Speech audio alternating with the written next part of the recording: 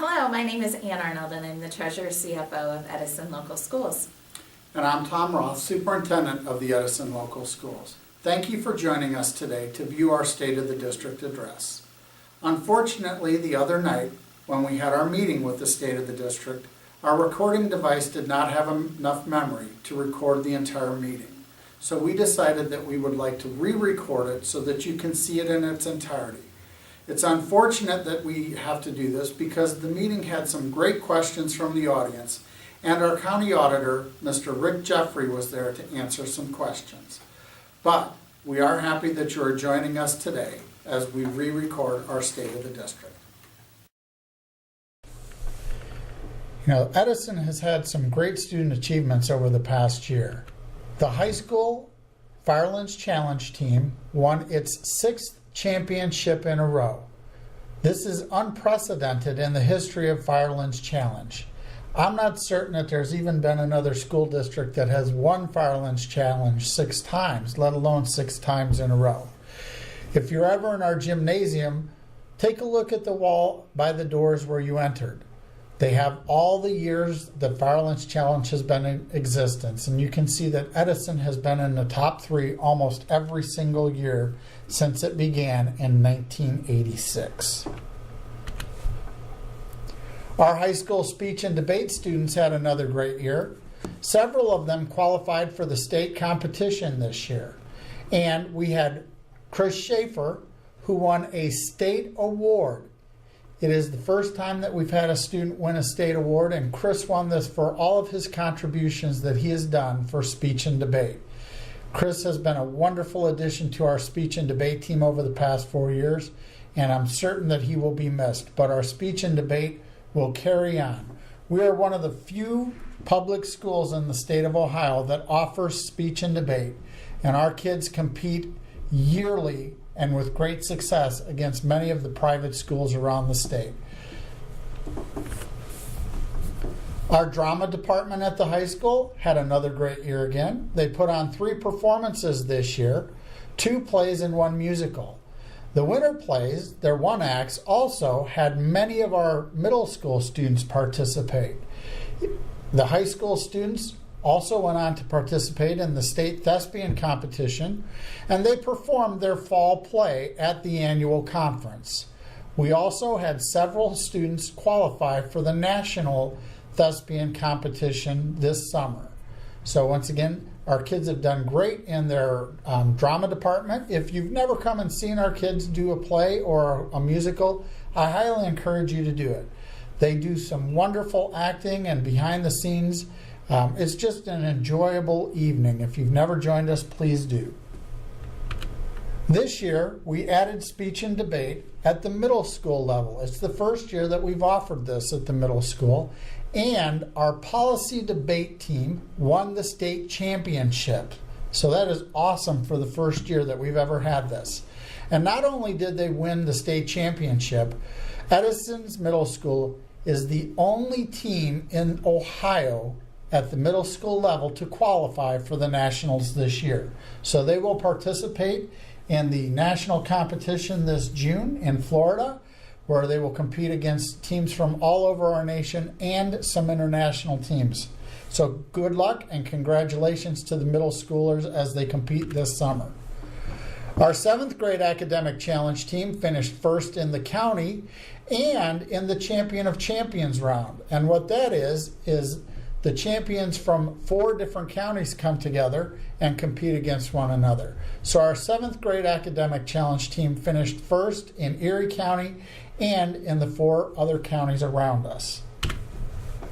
And not to be outdone, our 6th grade academic challenge team did the same thing. They finished first in Erie County and in the Champion of Champions rounds. Congratulations to the 6th and 7th grade team. We see a lot of promise as they move up to our high school Fire Lynch Challenge team to keep our championship runs alive at that level. Our athletic teams have had such great success over the past few years that it's impossible to name everyone and every team that has had success. So we're just focusing on our teams and our individuals who have won state championships over the past 2 school years. First, the girls golf team won the state championship last school year in 2016-2017. Our wrestlers won the state dual team championship last year in 16-17. And we had 2 individual state champions in wrestling over the past 2 years. Brady Barnett was a state champion in 2017, and Casey Barnett in 2018. As I said, so many of our athletic teams and individual students have done so much and had such great seasons over the past few years that we just couldn't name them all. And we didn't want to miss anybody, so we focused on our state championships. And hopefully we'll be able to continue to do that. For a small school district as we are, to have 2 state championship teams and 2 state individual champions in the past 2 years is quite impressive. Not to be outdone, the Edison High School Band performed at Ohio University this past fall with the OU Marching 110 and several other high school bands at Band Day.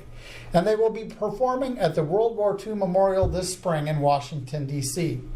We were fortunate to have the President's Marine Corps Band at the Field House last spring perform for us. While they were here, they invited our band to come down and view them at their Saturday evening parade. So our band took a lot of time and effort to raise the money for the students, and they will be going to Washington, D.C. this spring to see the sights, but most importantly, to see the Marine Corps Band perform. This is not something that you can just walk into and see. It takes a special invitation, and our students will have a great evening as they watch the Saturday evening parade with the Marine Corps Band. Our high school artists have also received countless awards this year, too many to name. So once again, we didn't want to leave anyone out, but we wanted to make certain that you knew that they've been receiving awards both locally and statewide all year. And their artwork can be seen from local calendars to hanging in state buildings. Our students' art can be seen in many places. Our art department has always had some great exhibits, and I'm sure that they will continue to do so in the future. District achievements. The Edison local schools have been recognized as a district of momentum by the Ohio Department of Education for 2 consecutive years. We are one of few districts in the state that have received this award for 2 consecutive years since its inception. However, the middle school has done even better. Edison Middle School has been recognized as a school of momentum for 3 consecutive years. The middle school has received this recognition every year since its inception, and it is only one of 2 schools in the state of Ohio to receive this all 3 years. This is not school districts. We're talking about school buildings across the state. So Edison Middle School is only one of 2 out of thousands of schools in the state to receive this award for 3 consecutive years. Enrollment is always an important topic during our State of the District. For several years, we saw a steady decline in enrollment in the Edison local schools, as did most of the schools in our area. You can see from 2011 to 2015, a steady decline, and then a very slight increase in 2016. But since 2016, we have gained 59 students. So this is good for our district and good for our community. Obviously, we want students in the district. It shows growth within the community. And a big part of that is due to open enrollment. Edison has 200 students coming to us from 17 other school districts in the area. Edison also has 88 students that go out to 10 other school districts.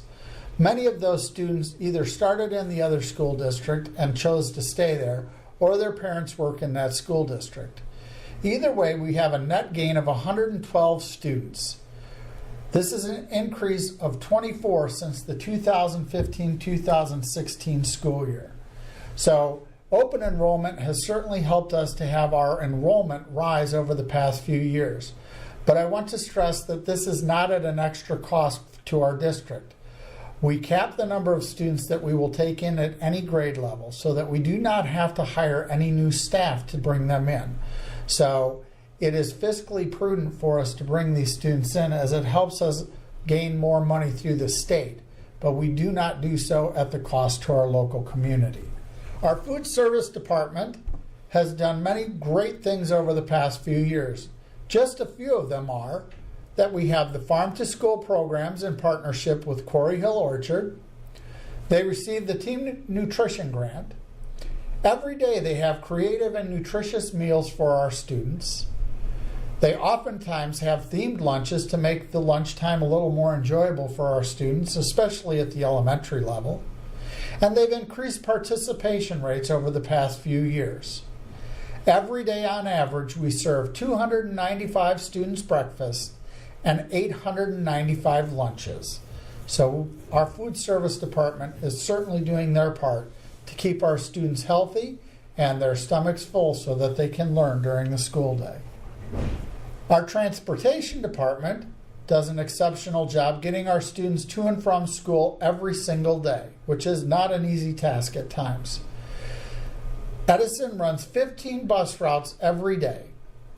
We have 20 school buses and 2 school vans that we use, almost every one of them at least once a week. The extra buses are for trips and also if we have something break down. On any given day, we average 919 students riding to school in the morning and 1,063 going home on the bus in the afternoon.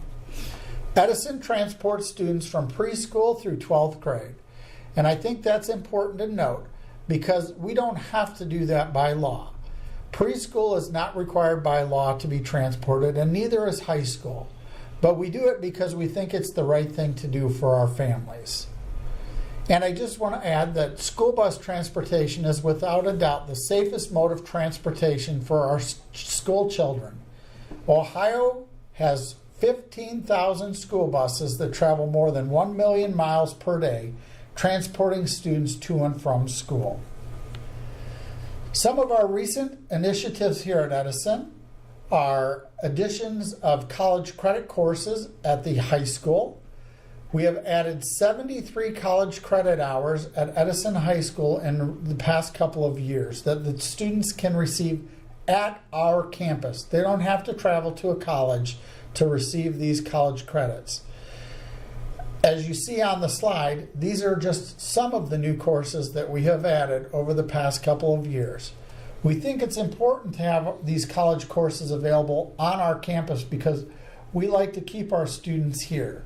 There are a couple reasons that we would rather have them take the courses at Edison than going off to the college to do so. First, obviously it's safer than having the children drive back and forth between the high school and the colleges during the school day. And secondly, and I will get in arguments over this, but we feel that our courses that we give at the high school are better than the ones that the students get at the college. And the reason I state that is just simply the amount of time and that the students have with their teachers to learn.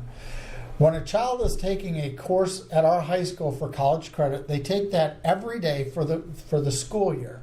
Whereas if they go to one of the local college campuses, they may go for an hour, 2 or 3 days a week, and only for 16 weeks.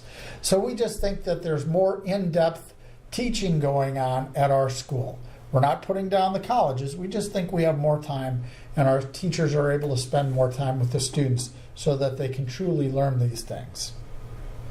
Some other Edison initiatives over the past couple years are that we have added 270 new devices district-wide this school year alone, which brings our total to almost 1,500 total devices throughout the school district. That's almost one device for every student. Our wireless network is in every single building throughout the district. We've added blended learning courses, and we have high school credit at the middle school level. And this is important because it gives our students the opportunity to get some of the required courses for graduation completed in 7th and 8th grade, especially 8th grade, so that they are able to take more courses throughout their high school career, many of them being the college courses that we previously spoke about. This year, we began a one-to-one Chromebook initiative at the 8th grade level. Next year, those 8th graders will take those Chromebooks up to 9th grade with them, and we will add them for the next year's 7th and 8th graders. So every student in grades 7 through 9 next year will have the one-to-one Chromebook. And we hope to continue to expand that until it reaches from 5th grade to 12th grade. And of course, I can't forget the Edison Works program that we began this school year. Edison Works is a program that we have begun with some of our local businesses. The businesses have worked hard to join us and help us to work with our students to learn what they need to do and what they need to know in order to have a job. The companies come in and first let them know what they do in their companies. It's amazing that a lot of us, including myself, don't know what all the companies within our school district do. But they do so much more than that. They teach our students, about engineering, about automaking, about, just about anything you can think of within the district. Plus, they do lunch and learns at the high school, where they come in and they just talk to the kids about what they need to do to get a job, what they need to hold a job. And it's not just about going straight out into the work world. It's also for our students who are college bound, because they need to learn these same skills in order to hold a job when they get older. These are things that a lot of us older folk think are so easy to know, but times have changed, and in school we don't focus on some of those soft skills, as we say, how to interact with people as we used to. We're starting to get back to that with Edison Works. We think it's important that our students know how to interact, how to work together, how to think through problems, not just give rote memorization back. So Edison Works has been a great success this school year, and we're looking to add more companies to it next year. And these are our current Edison Works partners: NASA, BCSN, Chef's Garden, Certainteed, Borgers, Freudenberg, and Cedar Point. And as I said, we are hoping to add some more next school year. Over the past few years, we've done some upgrades to our facilities. One of the most important and least seen is that we will have added new boiler systems to all 3 of our school buildings over the past 4 years. Some of our boiler systems have been in the buildings since they were built. The elementaries may not have been here since it was built, but it was 56 years old when we replaced it a couple of years ago. So the upgrades to the boiler systems in the buildings, as I said, not easily seen, but trust me, it has made the buildings more comfortable in the winter for the staff and the students.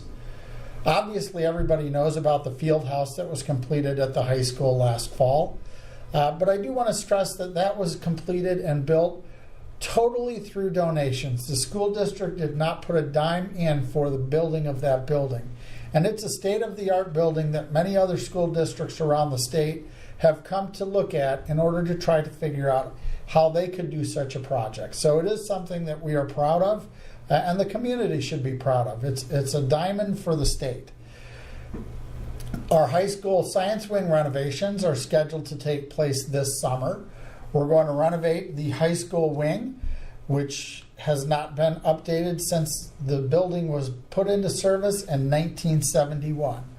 This is a joint effort between the school district and a local community group that has helped us raise money.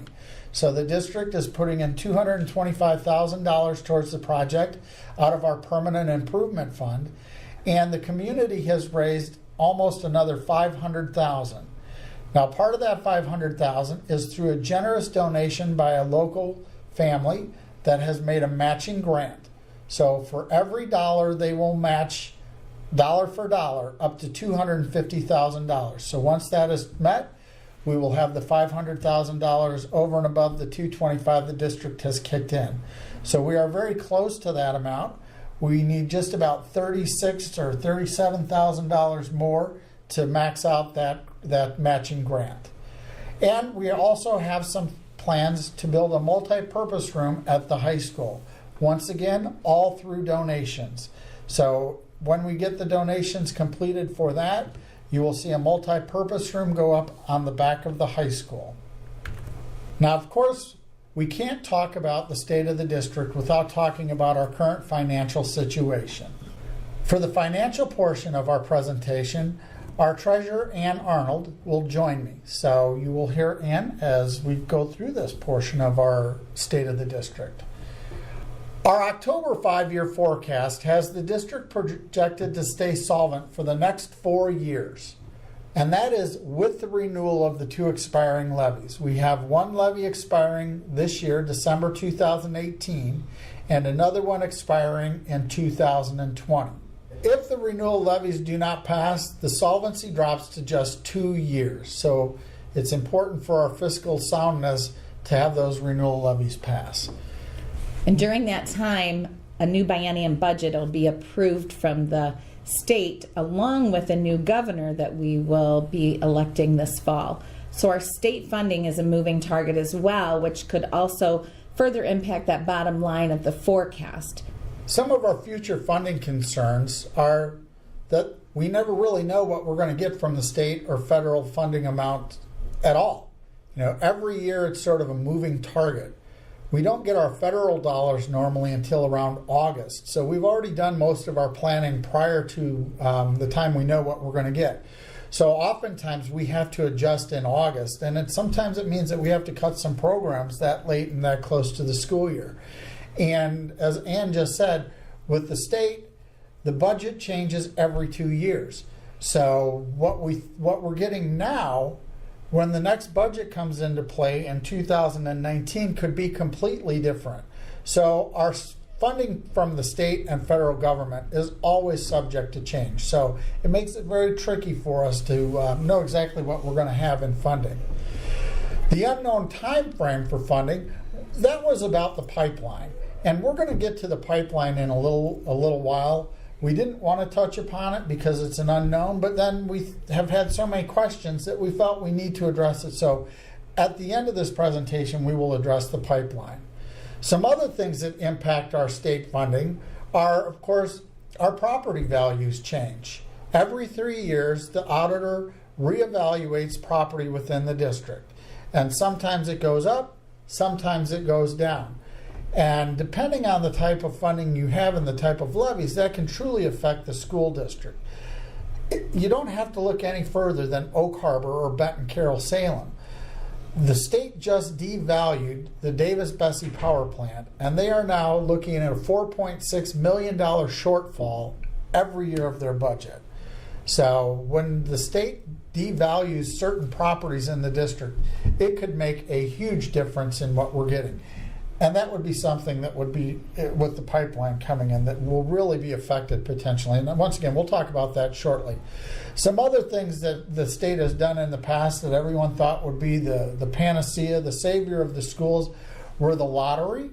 For those of you who've been around long enough, you remember back in the 70s when we started the lottery, that was going to be the answer to school funding. However, the state tends to do what we consider to be a shell game when they give us money such as the lottery. Yes, we gained some money in the state budget for schools through the lottery, but the state backed basically that same amount out and put it into a different area. So they added the lottery money but took it away somewhere else. And the casinos, we do get a little bit of a bump every year. And how much do we get in that? About $75,000 to $77,000, which in the grand scheme of things doesn't seem like a lot for the revenue that is generated from the casinos, but that wealth is spread amongst all the school districts. Yeah. So the casino money does help, but it's just a small drop in the bucket of funding schools in the state of Ohio. Now, on May 8th, we will have a substitute emergency levy on the ballot. And the thing I want to stress about this is basically it is a renewal of the levy that we passed in 2013. However, we are doing it a little bit different. It's a new type of levy, a substitute levy is, that was created by the legislature in 2008. And we decided to go with the substitute emergency levy because it will help generate some new money, but not at the cost for the current residents. The current residents will maintain paying what they have paid. And when I say that, I mean the levy, when we passed it in 2013, generates $1.76 million a year. It will continue to generate that $1.76 million a year based on the current property and the current buildings within the school district. However, we may get a bump if there's some new construction in the district. Now, your personal taxes may fluctuate based upon the reevaluations that happen every 3 years. But if your taxes go up based on that, somebody else's are dropping. We will always get 1.76 from current property and buildings based on the 2013 passage of the levy.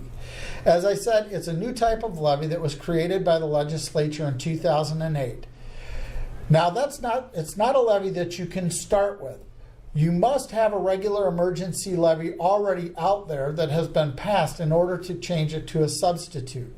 So it will change the current levy, which was an emergency levy, to a substitute levy. As I said, this will not increase taxes for our current taxpayers based on the current valuations. But if your valuation changes, your taxes are going to change. And that happens now. It won't be anything due to this substitute levy. In every reeval year, your taxes are subject to change, either going up or down. But it will always come out to the 1.76 million for the district based on that. What it does do for us is it will tax new construction, both residential and commercial, at the same rate as the existing taxpayers. This would provide a bump in revenue for us. So the current 1.76 would continue to be spread out over current buildings and property. But if someone were to come in and build a new building, that would generate more money for the district. A substitute emergency levy can be for a period of 1 to 10 years, or it can be put on as a continuing levy. Current rollback and homestead credits on original emergency levies will still count towards the substitute emergency levy. In November of 2013, any levies that were passed at that point on, new levies, you lost the rollback and homestead credits. But because this emergency levy was originally passed in May of 2013, we continue that, and the substitute emergency levy allows us that same benefit as well. Substitute levies are quickly becoming more popular in the state as districts become aware of them. The substitute levy, it gives us the ability to generate new revenues without tax increases to our current property owners based on their current valuation, as Tom had said. And I just want to stress what Ann had said about the rollback. You know, that's important to realize that with anything that was passed prior to November of 2013, you get a rollback of 12.5% of your taxes. So the state is picking that up. If we do not renew this levy and we would have to vote new, that would be gone. So you'd be picking up that extra amount in the taxes there. And I wanted to stress that because, as I said, Mr. Rick Jeffrey was at our evening meeting, and he had stated that, and unfortunately he couldn't join us again today as we taped this. So here you have a sample of the ballot language that you will see when you go to the polls on May 8th. It is a proposed tax levy substitute for Edison Local School District. You will see the amount of $1,761,222. That is what our levy was originally passed for in May of 2013.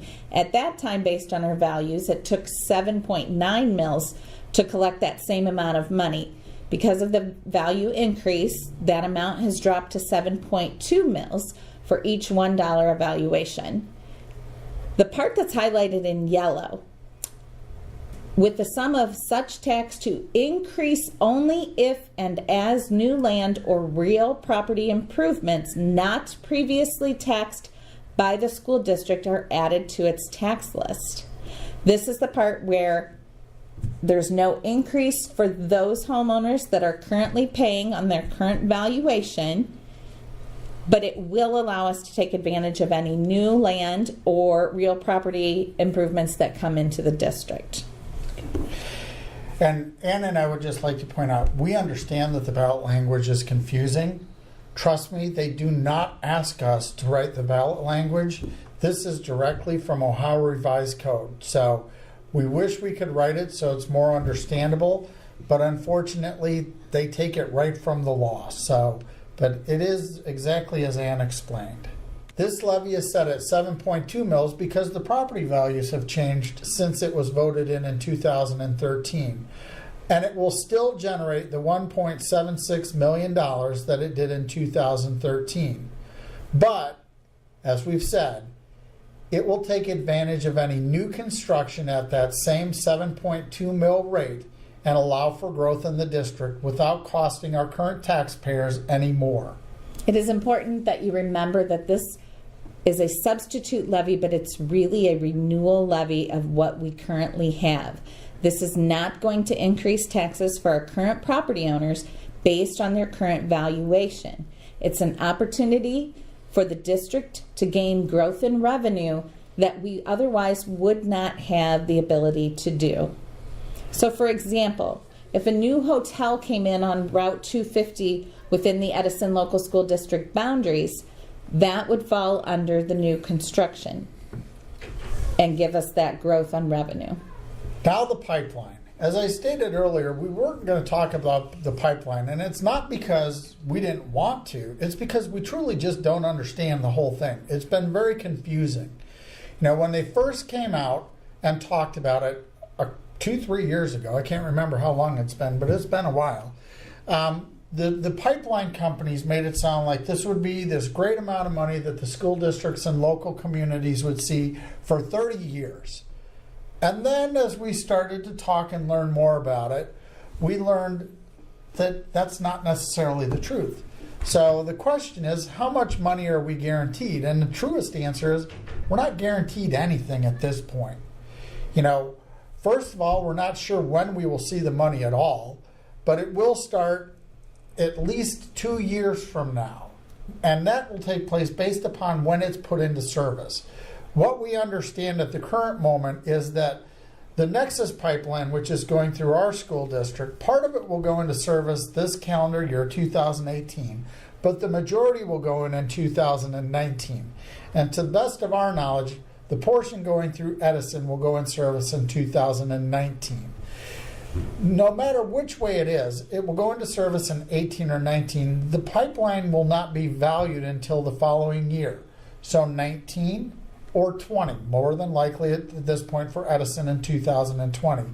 And the money will not be received till the following year. So the portion that goes into service in 18, those districts and communities will see the money first in 2020.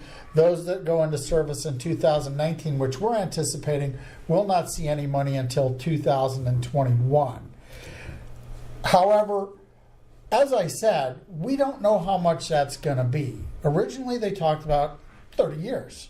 And then Ann and I went and talked to the county auditor, Mr. Jeffrey, and we had the paper that they had passed around that showed the 5-year projection for all the communities and all the schools.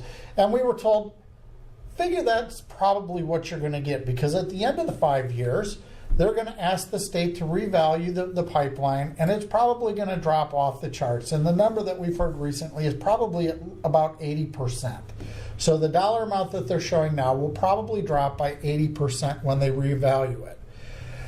But since then, Ann and I and a couple of our board members have participated in a webinar, and we were informed that, you know, first and foremost, the legislature could decide that they're just going to take the money and legislate by law that this money is not given to any communities or any schools. However, they said that's unlikely. So we're not figuring that's going to happen. It's highly unlikely. We do believe that we're going to see some money. We just don't know how much. But in that webinar, they talked about the budgets and when the pipeline comes into effect in each of the districts.